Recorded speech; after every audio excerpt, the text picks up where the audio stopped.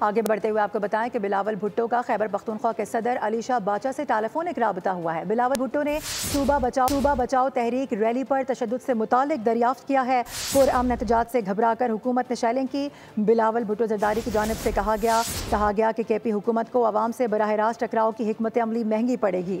Corruption, लाकानूनियत, बेरोजगारी से तंग आकर अवाम पर तशद्दुद काबिल मजम्मत है। साथ ही कहा गया कि सूबा बचाओ तहरीक का दायरा कार गली गली और कूचे कूचे तक फैलेगा।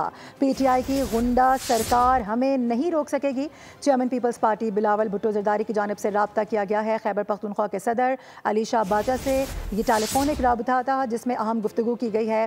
पुरअमन एहतजाज से घबराकर हुकूमत ने शैलिंग की है। बिलावल भुट्टो की जानिब से कहा गया। साथ ही उन्होंने कहा कि करप्शन, लाकानूनियत, बेरोजगारी से तंग अवाम पर तशद्दुद काबिल मजम्मत है। साथ ही ये भी कहा गया कि पीटीआई की गुंडा सरकार हमें नहीं रोक सकेगी। सूबा बचाओ तहरीक का दायरा कार गली गली और कूचे कूचे तक फैलेगा।